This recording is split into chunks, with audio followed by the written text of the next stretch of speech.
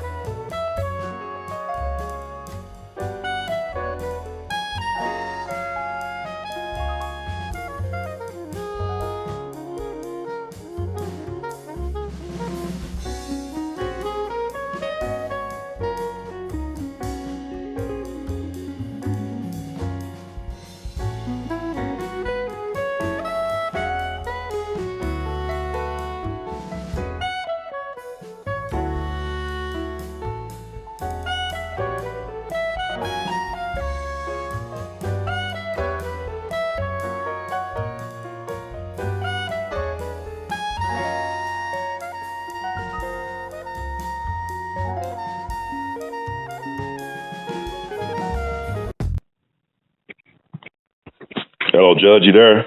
Yes, sir, I'm here. Excellent. We always honor to have on the one and only, the Honorable Judge Joe Brown, to offer his wise and experienced view on what's going on in the world today. How are you doing tonight, sir?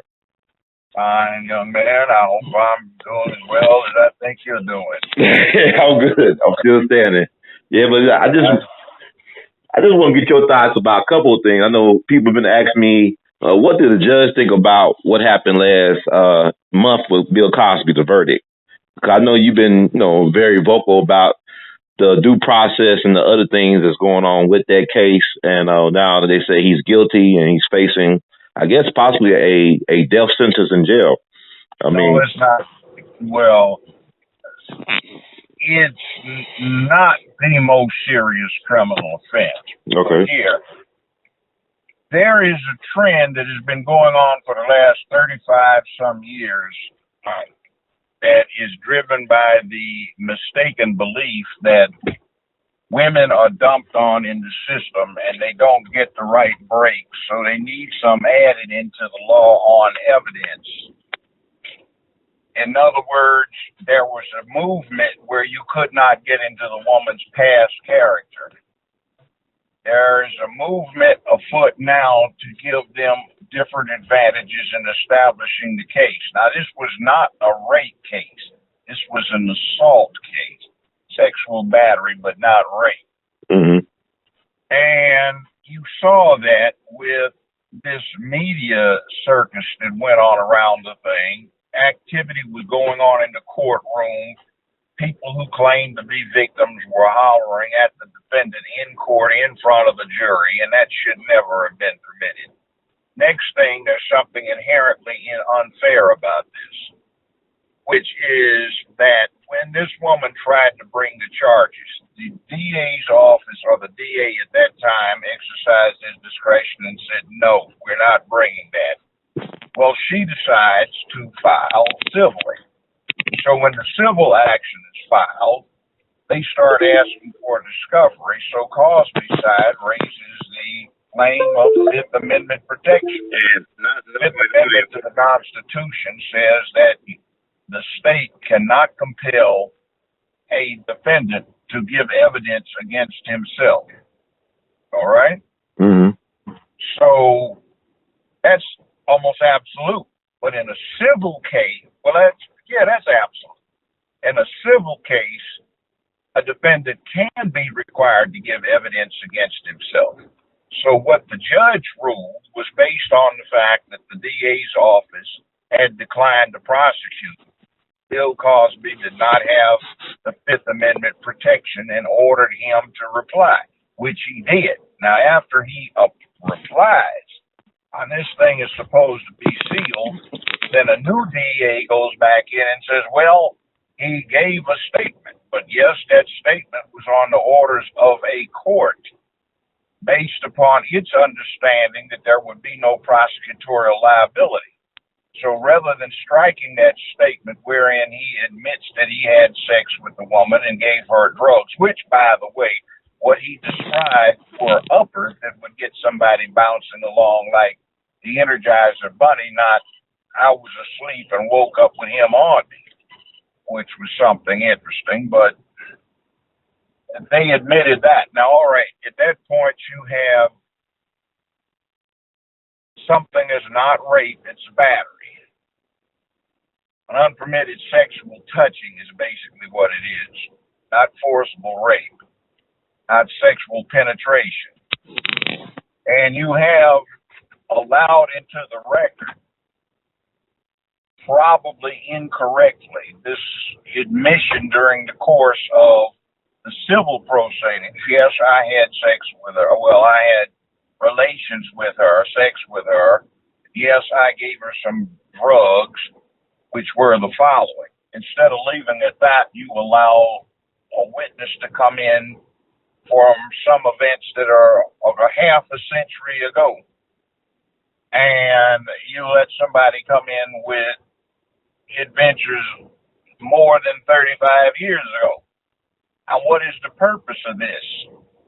You see, this is proof of other crimes, and you are only permitted to bring in proof of other crimes when it is necessary to establish some necessary element of the case, such as identity. In other words, this person got robbed, and he says the person that robbed him got out of a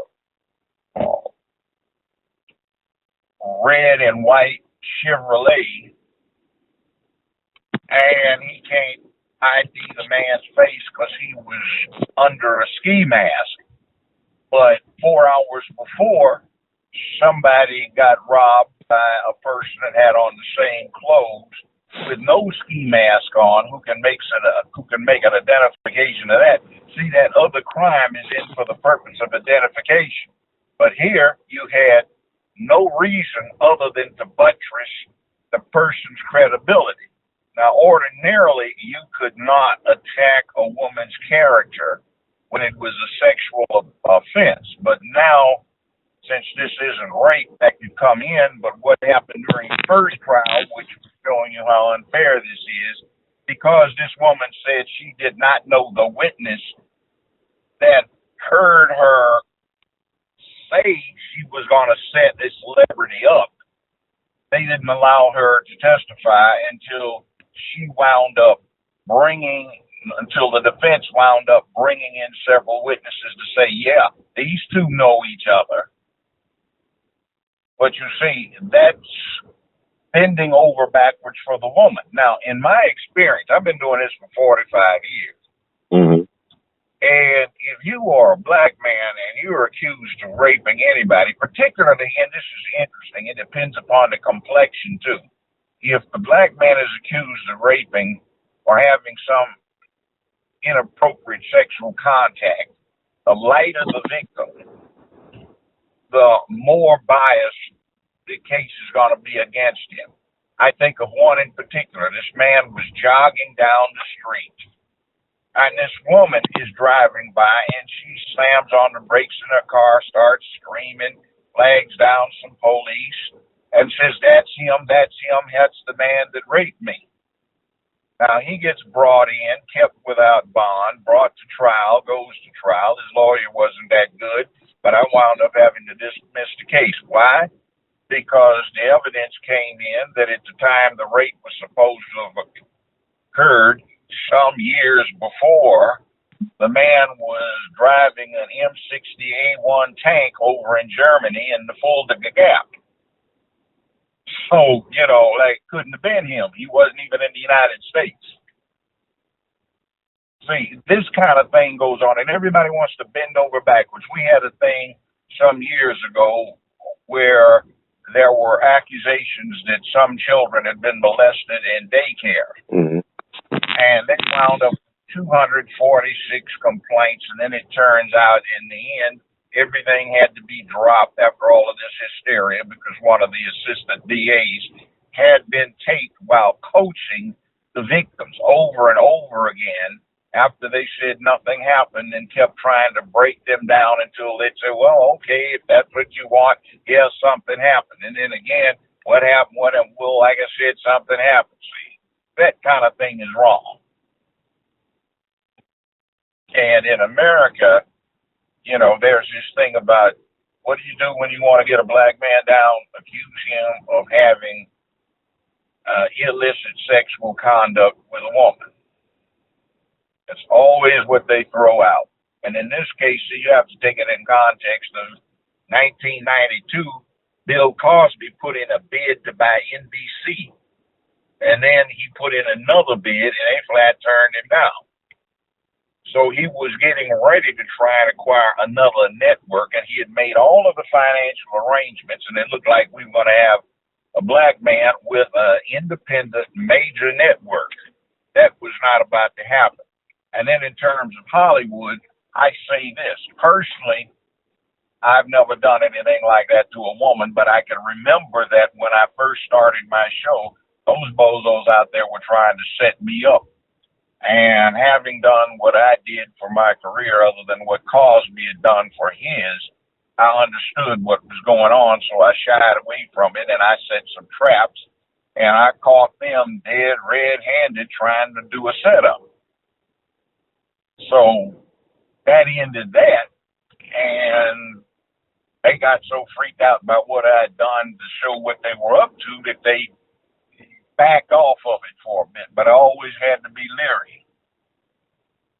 Then I got married. That's one reason Hollywood types get married so much, is to protect themselves from that. And right now, there's too much of a woman that's bisexual having some kind of sexual contact with a straight man, and then coming back after she's thought about it and had remorse and saying, no how, no way. That was wrong. I got taken advantage of, even if they went along with it. Part of this movement is caught up in some new trends around the country where the feminists are trying to get the definition of rape changed from forcible rape to something known as rape by seduction. In other words, if you took the woman out and you wined her, dined her, she had a good night, she wasn't drunk, she was cool, and you two petted and caressed and hit the sheets, then that's supposed to be rape by seduction, because what you're supposed to have done, according to this faction, is you are supposed to have asked her before you went out on a date, oh, by the way, when we go out on a date, I'm going to try and be real nice. Do you mind if we have sex when we get through? And then you're supposed to say, before you put it in, is it okay to have sex? And then in the middle, is it okay to keep going? And then in the end, is it okay to finish? And then they want to add another caveat for college students. So if a female college student says, okay, all of this was voluntary, but now I feel remorse about it, I shouldn't have done it, then she should be allowed to have the boy expelled from the college so she doesn't have to look at him anymore. See, some of this stuff is getting out of hand. And it's kind of inconsistent, because this same group is saying women are in always equal to men, in all ways. But yet they turn right around in a different breath, second breath, say, well, but on the other hand, women are so vulnerable to men exploiting them. Well, how can you be exploited if you're an equal? Doesn't make sense. But rape is a horrible crime, really a horrible crime. I will say that the system gets jaded because so many times we have these false reports. I can remember that a sex crime detective called me in with my client to be interviewed, the client to be interviewed. He knew I represented him. And the woman had picked him out of multiple lineups. I'm sure that's him. There's no question about it. Photo lineup. So he wanted me to bring him down and surrender. Well, when we got there was a big commotion going on, so he asked us to please be patient, and he would be with us shortly. So one detective picks up the phone ringing on his desk, and he says, and says, Al, you better come get this. Al, that's not his real name. He says, well, I'm busy. He said, Al, you better take this. So Al picks up the phone. Yes, what is it? Oh, really? When? When? When? How long ago? So he walks over to us and says, you know what? You can tell your client to go on home. Sorry we bothered to waste your time. So what happened? So that was the would-be victim. He just ran out of the building 5 minutes ago after raping her for half hour, tied her up in the women's bathroom. Said, you've been sitting here for an hour and a half. You see, these things happen. Or I can remember a rape case where this was supposed to have occurred in the back seat of a convertible with the top down in a park. Well, the would-be victim testified that she and the guy became worried about her getting pregnant. Yeah, this is a rape. And she says, excuse me. So she climbs up without opening the door out of the back seat of the car. After going in her purse, which is laying on the front seat of the car, getting her car keys, going to her car, opening the door of her car, which is about 25 yards away, going in the glove compartment, getting out a rubber, and coming back, climbing into the back seat of the convertible, taking the rubber out of the package, putting it on the defendant, and getting back on top of him so he can finish the rape. See, that's the kind of thing that goes on sometimes. But she was swearing before God that this was true. Wow. So one of the problems with all of this, when you start going back 40, 30, 35 years, most people around under 55 or under 60 don't understand what the sexual revolution was about. During the sexual revolution, when women first got birth control, what would happen is you could be at a party or a dance or something, and you could get a woman to agree to have sex with you as readily as you could get her to agree to have a dance with you at a house party, and you were already acquainted with her. I mean, these things, it used to be, the phrase was sex, drugs, and rock and roll. In other words, people went to these parties to get laid, get drugs, do drink, and we would have women coming in some of these parties, and then they'd come over and over again and coming in see-through, no bra on, and soon be topless, which wasn't unusual. You have to understand, like at UCLA, 10 o'clock in Myhar Park, we called it, every Tuesday, 10 a.m., the women would come down there in the spring and take their tops off, take their bras off, throw them in a 55-gallon drum and burn them, and then walk around the rest of the day with the tops off, bare-chested, because the guys did it. So, you know, that was not unusual. So they'd walk into a party, they'd be topless in 10, 15 minutes, 20 minutes, and understand they might have been doing this on the college campus 3 days before with thousands of people looking at them. And soon they'd be stripped down and they'd do the drugs, and then they'd start giving head jobs to people, getting laid and everything else, and have 4 or 5 sexual encounters before they left the party, and then come right back to the same type of set the next week. That was the sexual revolution. So you've got a situation where drugs were sought to go along with that by some, and that was ordinary business. So now when you bring somebody in 48 years after the fact, when that was right in the hot end of all of this, and then she starts talking about what to somebody who was there when it happened, you know, that type of thing. You know, well, all you're doing is describing an ordinary situation.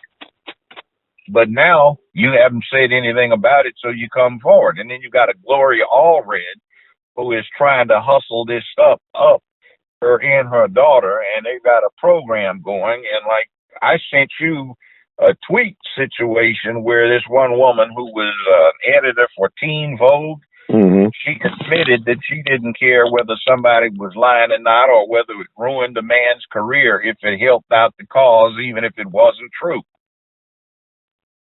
So you've got a lot of those the ends justifies the means by any means necessary, and men are low down, so take them down. They've probably done something wrong to somebody else.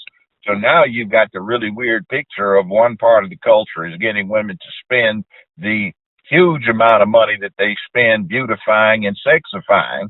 I mean, you've got another big group of women who sitting there want to get upset and turn a man in because he responds like the other half is trying to get him to respond.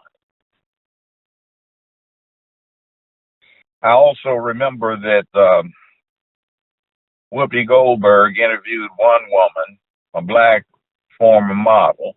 I won't mention her name, but she said Cosby had me in his room, hotel room. She came up there.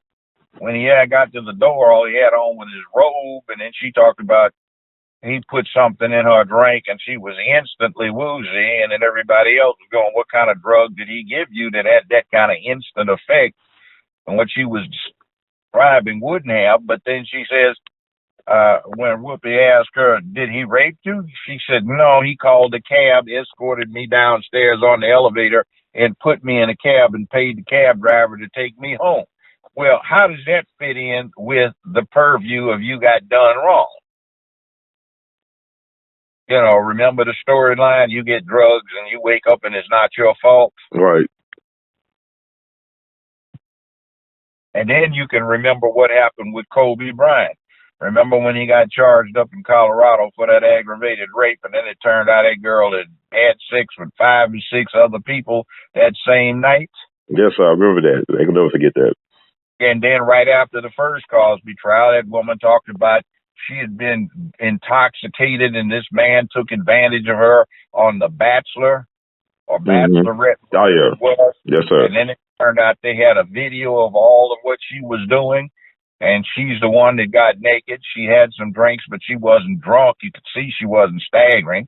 She's the one got in the water, went underwater, and gave him obviously a head job, then escorted him up and took his shorts off, laid him down on a lounger, got on top of him and had very active sex with him. And apparently what happened is her boyfriend found out about it. So what happened? She got taken advantage of. And when the videotape was reviewed, no way, no how. But this is how black men have gotten lynched in generations past, though. I mean, we just had the lynching memorial open down. I mean, why do people have a hard time understanding about the Scottsboro boys and when black men have been falsely accused of raping white women when it's been consensual? And then, see, there's another thing, too. I know this from being a lawyer, defense lawyer. Sometimes you would get situations where you'd get a client come to you and say, I want you to talk to this girl, my niece. Well, what's the matter? Well, yeah, he was no good. He was trying to tell me what to do. He's not my daddy. Who are you talking about? She accused this man that my sister was dating or raping her. She says now it's a lie. She was mad at him because he was trying to tell her she couldn't go out and had to do her homework. Is that true? Yeah. See, so I think out of fundamental fairness, since a black man getting charged with this offense is about the worst he could get charged with, and the fact that in actuality, contrary to the belief, if there is a female victim, there is an undue amount of sympathy given to the female victim that's not given where it's a neutral gender-wise situation. And to give them an extra set of tools in there to convict is unfair. If anything, there needs to be more protection when it's a swearing match, and let's let them go head up credibility-wise. The jury can look at somebody fudging, looking down, telling a tale, or whatever it may be. You can test the testimony by consistency or inconsistency. And see, there is a thing I've noticed over the years in a trial, you know, when you've got whites on a jury, they presume that the defendant did something wrong unless the evidence is so rank that it almost proves he didn't. There was a trial of Harold Ford Sr.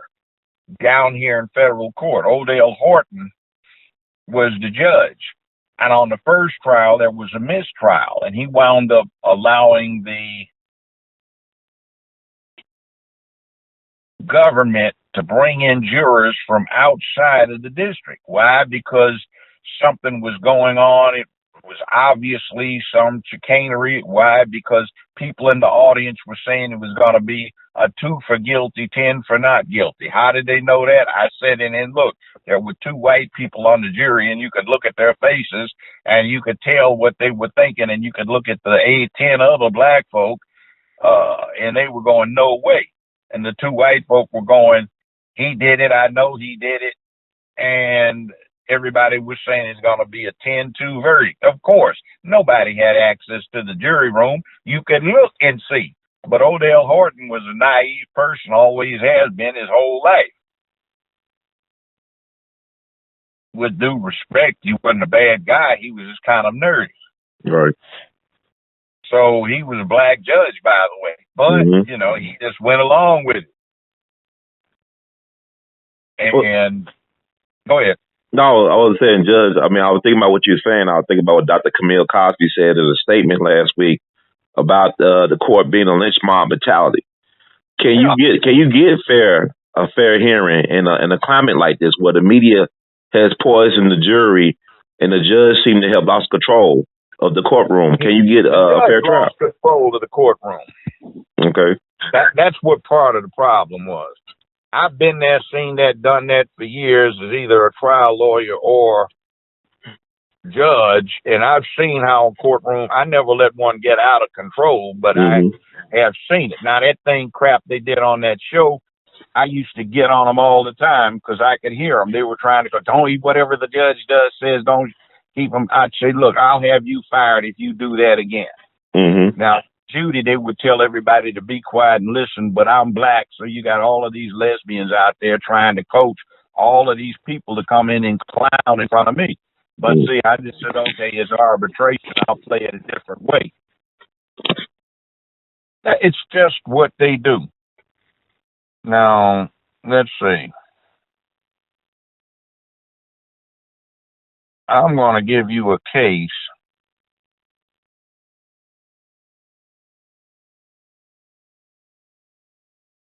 It's a U.S. Supreme Court case, and it says that the trial judge has an obligation to protect the defendant from the consequences of undue public attention to the case.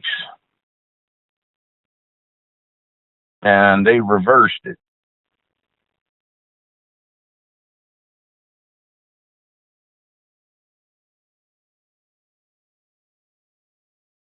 It's interesting.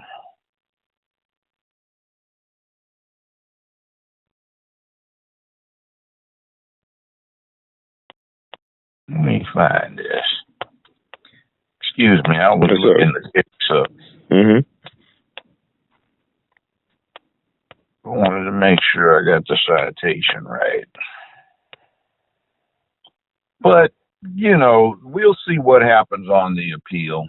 Yeah, but the fact that the juror was tampered with or was tainted, a juror that should have been dismissed, and the fact that the media kept on talking about, basically they were guilty for Cosby. The media really was you look at social media as well, too, the people respond. It's like such a lynch mob mentality. And a lynch mob never been courageous or brave in this country. Never in this country history. But see, here's the other thing. The media kept saying it wasn't a lock-up jury either. See, and the media kept saying hashtag Me Too is going to make a difference. It's a new public opinion, a new atmosphere. That is not supposed to have a damn thing to do with the case because justice is supposed to be what? Blind and deaf. Right. She can't hear and she can't see. Yes, sir. Well, at least she can't hear the tone. So what difference does what the public think out there have to do with the justice? That's lynch mob. And by the way, the case is Shepard v. Maxwell. If anybody wants to look it up, they can probably Google it. Okay. Shepard, Sheppard v. Maxwell, Maxwell. The citation is 384 U.S. 333 from 1966. That is volume 384, U.S. Digest, at page 333 from 1966. And they just said that a U.S. Supreme Court case that examined the rights of freedom of the press as outlined in the First Amendment when weighed against the defendant's right to a fair trial as required by the Sixth Amendment and the Due Process Clause of the 14th Amendment. In particular, the court sought to determine whether or not the defendant was denied a fair trial for the second-degree murder of his wife, of which he was convicted, because of the trial judge's failure to protect Shepard sufficiently from the massive, pervasive, and prejudicial publicity that attended to his prosecution. We reverse. And so that's the case that was inspired by The Fugitive, the TV show? No. This was one where it was a hometown situation. He got accused of it early on. And what went on, no, that's not that TV show. What went on is a lot of negative publicity. He did it, get him, all the rest of this kind of stuff. Okay. And people were screaming and hollering around and about the courtroom. The judge didn't protect him. Wow. So it's a chance that Cosby a ruling could be reversed and appeal? Or they Shepard. Okay. Shepard maintained his innocence of the crime, alleging that for purposes of appeal that the trial judge failed to protect him from the massive, widespread, and prejudicial publicity that attended his prosecution. What's that sound like? Yeah, so something need to be thrown out with the garbage. It sounds like a lynch mob. And I want to ask you about the Cosby thing, but I think it's strange with Bill Cosby that he didn't really start getting in trouble until like the last 20 years. We've been trying to, like you said, battle networks and also with the death of his son. Do you think anything conspiratorial went on with the death of his son in it? No. What's happening in the background is that you have had for a long time in this Hollywood thing people of both sexes who really don't have the talent they think they do. Mm-hmm. So they want to jumpstart their career by sleeping with somebody they think has influence. And then the fact that they really don't have talent and probably don't screw well either doesn't get them where they want to go, and then they start feeling remorse, especially if, as so prevalent in sports and entertainment, you have bisexual women who start drifting more to the lesbian rather than the bisexual side as they get older. Look at the alleged victim. She didn't look anything like she did when she got with Cosby. Mm-hmm. She looked like a man. It's like Howard Stern to me. I mean, it's like Howard Stern on Sideshow Bob from The Simpsons. But that's not. Yeah, she's not attractive. If you look at the rest of them, too, I can bet you that if you looked at their personal situations, oh, they have a right to do it. They have a right to do it. You can see that they turned more lesbian than bisexual as they got older, and they started having remorse, and somebody gave them a chance to get back. Because part of this dynamic is, I was victimized. Men are no good. I hate them. And half the time, the reason they can't get a relationship going, and part of the problem with the relationship is if you had an independent, neutral, detached third party who watched them, it'd say, no damn wonder nobody can get along with them.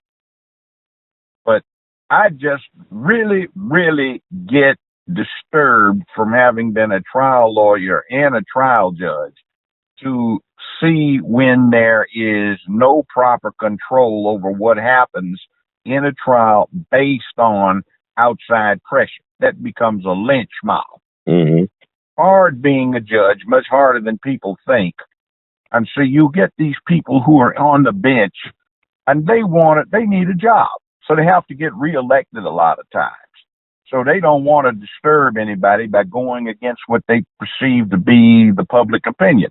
Now in Memphis, right here in Shelby County, you've got 10 divisions of criminal court to try everything from shoplifting to first degree murders.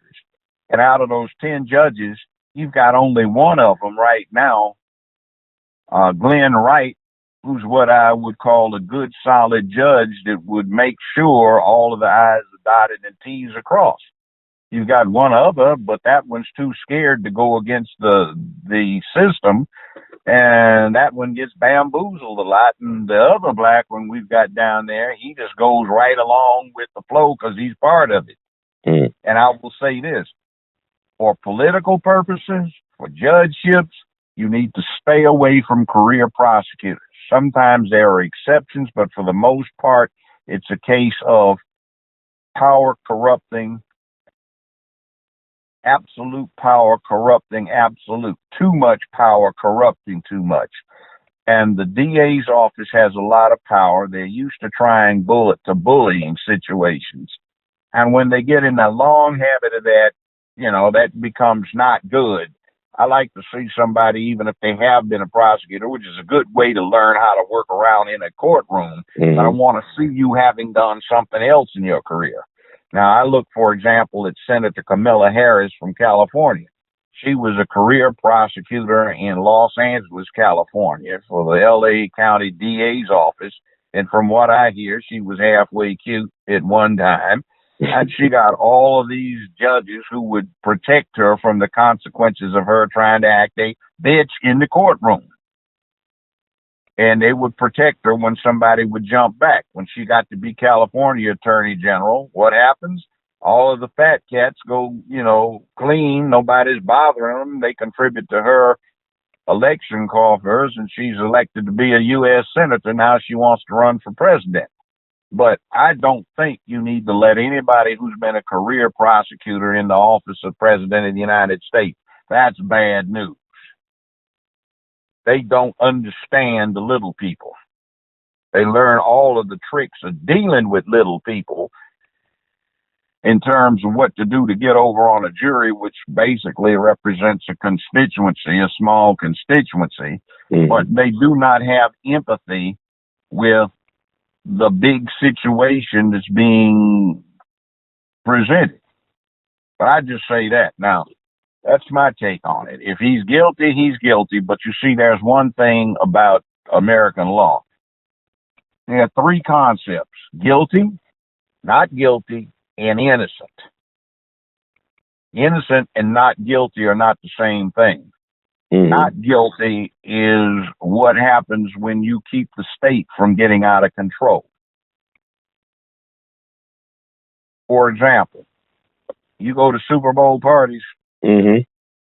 How often do they have a pool there about what the score is going to be by halftime or whatever? Everybody puts in a few bucks. Often, right? Right, yes, sir. That's a crime. But you know how you can get away with it? How? If they busted you, you wouldn't be innocent of it, but you'd be not guilty because they don't want to give the state the power to bust off in somebody's private home to break that up, or just snatch people when they come in with no warrant, no probable cause, and try to bust somebody. You don't want that happening. So the person's not guilty even though they're not innocent. Another thing, for example, I can remember it's been 38 years ago. I had a double trial. I had two co-defendants, a man and a woman. What happened is that the guy had filed for divorce against his wife of 3 years. He had his house before he got married, and the judge allowed him to keep it. The estranged wife was supposed to surrender her keys. She didn't. She kept the copy.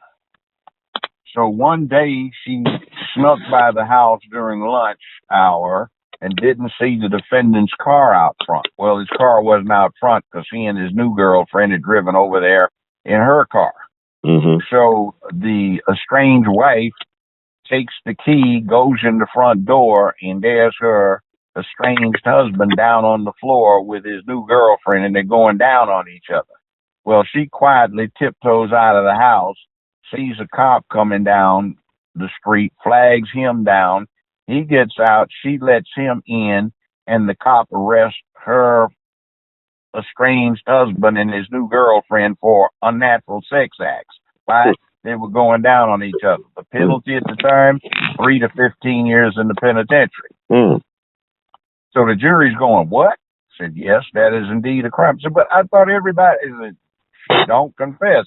It's a felony, 3 to 15 years in state penitentiary. Wow. That's what we're here for. I believe the judge is going to confirm that. And that was what they were there for. But you see, in that case, what's the problem? That's somebody else's standard about something that a lot of people do.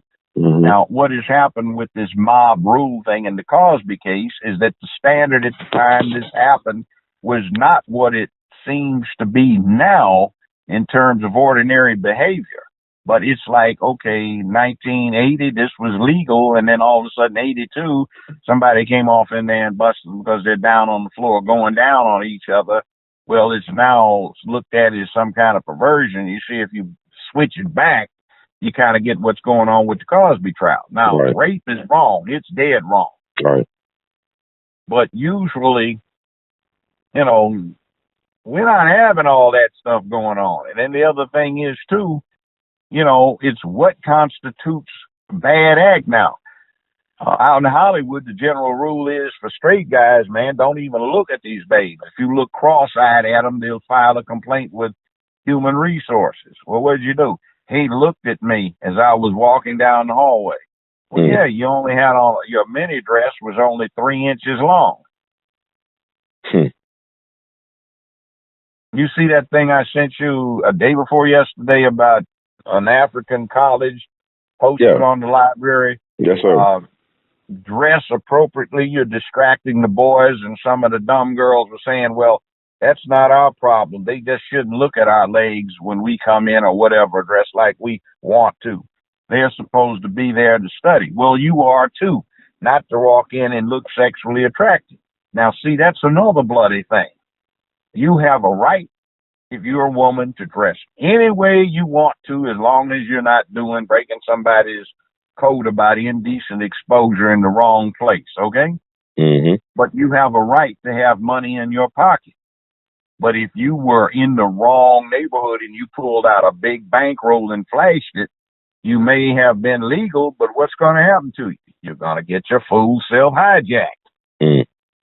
So the woman's got every right to dress like she wants to. That's her legal right.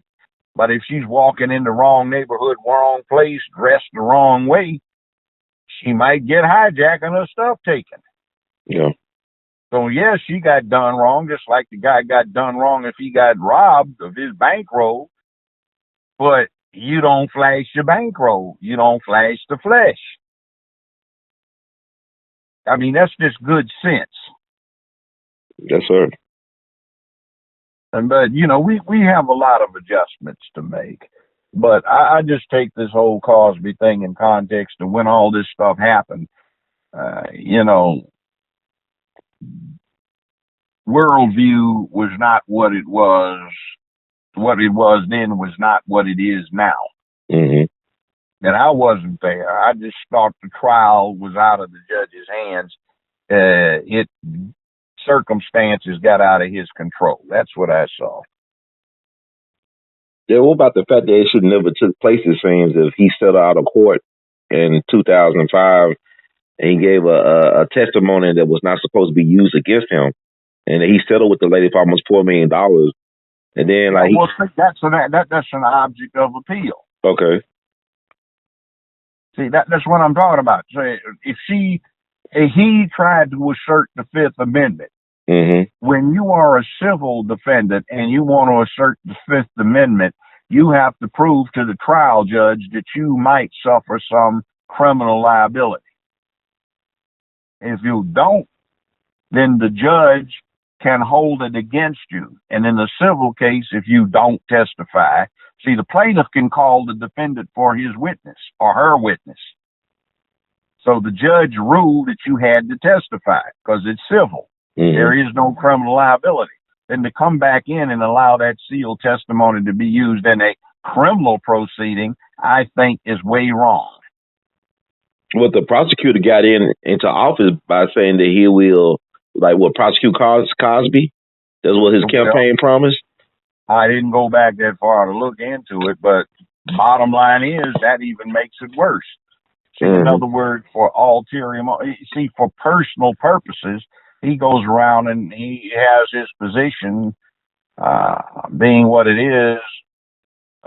Well, he takes his position being what it is to violate the Fifth Amendment rights Cosby has by saying, all right, my predecessor, whom I actually should be bound by, committed the office to non-prosecution, which caused the judge to rely upon that representation, which caused him to issue the order that Cosby had to respond.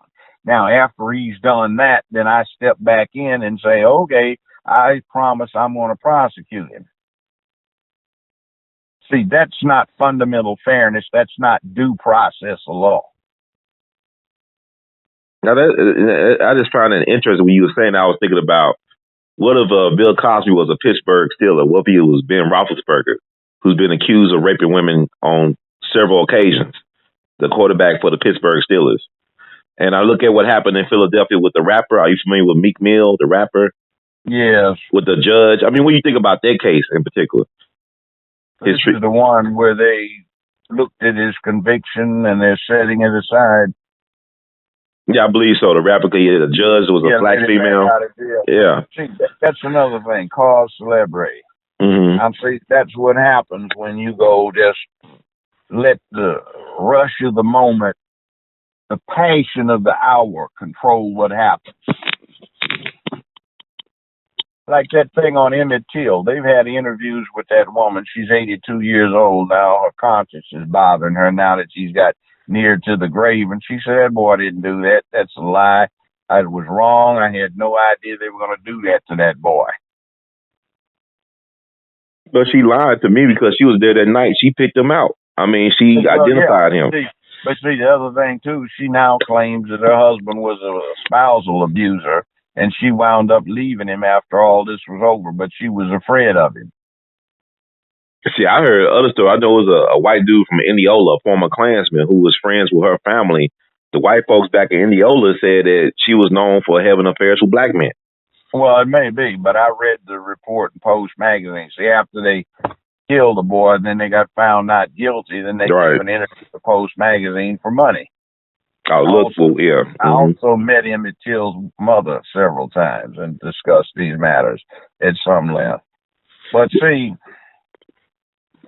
there is a danger when you let mob rule get in place. And I don't care what these foolish women say about it's a new day, a new thing, and hashtag Me Too is going to alter the outcome. See, that's bad, because if you set that as a precedent, public opinion may shift to something else which might not look good for you. Well, my thing is, like, why not be consistent? Are you familiar with what happened with the Redskins organization, the Washington Redskins? That's in a different state. There are inconsistencies in American law. Okay. See, the thing about it is our system is probably one of the best. Another one, for example, is the French system. And in the French system, they have it that a trial judge, relying upon his l'instinct conviction, or intimate conviction, meaning his gut reaction, if he's a wise and learned man, that gut reaction is as reliable as what 12 people on a jury do. So in French law, you're presumed guilty until you prove yourself innocent. But there's some different standards about that. In other places, they don't have juries. They have 3-man courts where 3 judges try you. And you have to get 2 out of the 3 one way or the other. We get our jury system from Roman law. They had the Roman Senate, which was hereditary or by appointment of the emperor or by confirmation of the Senate upon nomination. And then they had the House of Plebes, which was ordinary people. They were elected for 2-year terms, and that's where our House of Representatives comes from. We have a comparable Senate, though they get selected as senators in a different way, and they serve 6 years. If you were a Roman citizen, you had a right to trial by jury, and you had the right to an attorney. And if you lost, you had a right to an appeal to various magistrates. And if you were dissatisfied with the magistrate's ultimate decision, or the ultimate magistrate's decision, you had a right to appeal to the Roman mob, where they could decide whether or not you were going to be guilty. Even if all of the appellate process was for hang him or crucify him, the mob could say, nope, let him go. But they couldn't come back in and say he's guilty because he had a right to trial. That's where we get our system from. See, man, we got all these cases. Like, I mean, I look at even in the state of Mississippi, there's a guy on death row named Curtis Flowers, a black man, an indigent, poor black man from Winona, Mississippi, who's been tried 6 times on the same circumstantial evidence. No fingerprints, nothing connected him to the scene of the crime, but on circumstantial evidence and an overzealous prosecutor who's been in the office for 20 plus years. Well, yeah. And sometimes, let's try this for circumstantial evidence case. There is a murder. Mm-hmm. The ballistics involved in the murder indicate that there's a very novel weapon involved, which is very rare. Okay. You get an invoice that a certain somebody got one of these weapons, and also the invoice shows they got a certain amount of a peculiar type of ammunition that matches what's pulled out of the victim. Mm-hmm. And let's say they bought more than one of them. Let's say they got 5 of these weapons and a sufficient quantity of ammunition. And let's say some months later they were required to do an inventory, and instead of having 5 of these weapons, they claim one's missing. Now that's circumstantial evidence of what? That whoever got the weapons on the invoice, whoever got the ammo on the invoice, whoever had them in their custody but can't produce all of them after 4 months is most likely someone that used them to commit the murder, right? Right. Yeah, guess what that is? What? That situation with James Earl Ray's rifle. Guess who the invoice shows the weapons went to? The FBI, late December 1967. Guess what the inventory conducted in late April 1968 shows? Only 4. We lost one. We don't know where it went. Oh my God! It's always an inside job where you have something like they sound like missing evidence from the evidence locker, right? Yeah, personal order from J. Edgar Hoover, 48 hours before King was killed. For the first time in years, all personnel are ordered to cease and desist on all auditory and visual surveillance of Dr. Martin Luther King. Now, what do we have? See, so, circumstantial evidence is like prosecutorial discretion, what you want to use it for and what not. But I mean, the thing about, I was recently looking at a documentary about RFK, Robert Kennedy, because, his 50th anniversary is coming up on June the 5th or the 6th, on the 5th. He died on June the 5th. But the Thomas Noguchi, the famous forensics expert from L.A., I mean, they always trying to ignore him. Last week, I was at a conference. He was there talking about what went on. Yeah, but he said himself, look, the shot that killed RFK came from behind. I heard him. And what Sirhan Sam was always in the front. He was never behind. I was at a conference at Duquesne University in Pittsburgh last week. Wow. I lectured about the King killing and the rifle. And Sirhan's lawyer was there. James Earl Ray's lawyer was there. Thomas Noguchi was there. They had some of the detectives from the Robert Kennedy assassination there. They had some of the detectives from the John F. Kennedy assassination there. So it was 3 days, and it was quite informative. But what does it say when the just us system ignores their own experts, like on these type of cases? Well, here's what happens. A lot of cases can't be proved. In the type of society we live in, that's what you need, because you don't want the state to have too many intrusive powers. They tend to become tyrants if they get it. All right. But on the other hand, there's sometimes a public clamor for something to be done, even if it's not the right thing to do. Yeah, lynch mob. Exactly. We want blood. Mm-hmm. And what is worse, it's one thing if you get the far right doing it, but the worst is when you get the far left or the liberal side demanding blood. Yeah, but to me, like the liberals are more like hypocrites when it comes to stuff like that.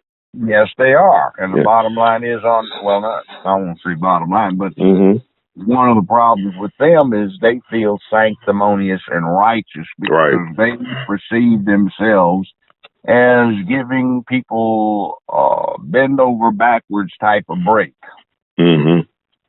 But they don't, no more than the right wing does. So it's dangerous when you let mob rule interject itself.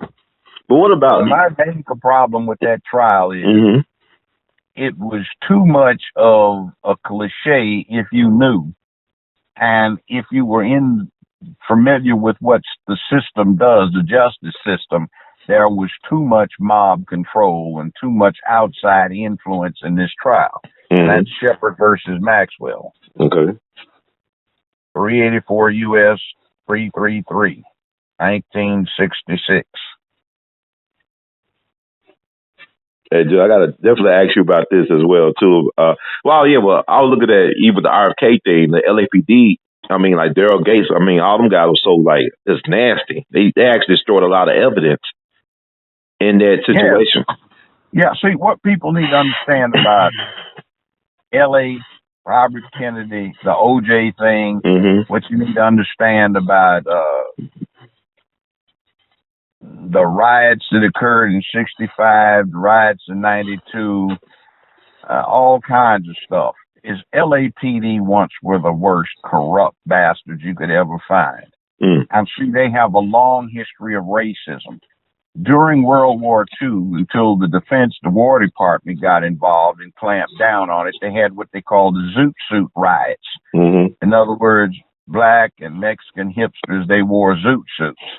So you got some good old boys came from the South to do training with the military out in Los Angeles, and they were having riots going around, jacking up Mexicans and black youngsters and stripping them naked and burning their clothes on the street.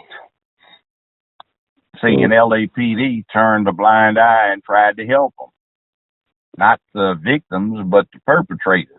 The LAPD, for those who grew up in LA, have always been known as some lying racists. Yeah. I mean, they were real live Gestapo. I always think about L.A. Confidential, the movie. I mean, I think it describes that climate pretty well. Don't you think, Judge? Well, yeah, it does. Pretty exactly. Is that the one where they had somebody like Joe Friday, the cop? Yeah, Kevin Spacey. That movie is the most authentic movie I've ever seen about LAPD or West Coast law enforcement. That, been there, seen that, done that. Wow. That's exactly how they used to work. That part about them trying to throw the DA out of the office, that actually happened. The police ran City Hall. Wow. But like you got this, people always think of California out there as being progressive though, but it's not the truth. No, Inglewood right now, that's the hood, Inglewood. But when I was growing up in L.A., you didn't pass through Inglewood after dark unless you had a pass because you were going to get jacked up. Wow. Then you drive through it. You didn't go through Anaheim out there where Disneyland was from dark unless you could show some tickets you on your way back from Disneyland. Wow.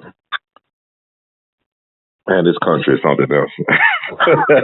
And that's supposed to be California where there was no official segregation. It's right. That's what I'm saying. Like, that's probably like, go west, young man, go west for opportunity. And, when they were lynching folks in Memphis, Thomas Moss told his people to go west. His last words, but you can't find no. So can black people find justice in this system? I mean, can we find any type of relief in a system like this? Well, when we decide to impose justice.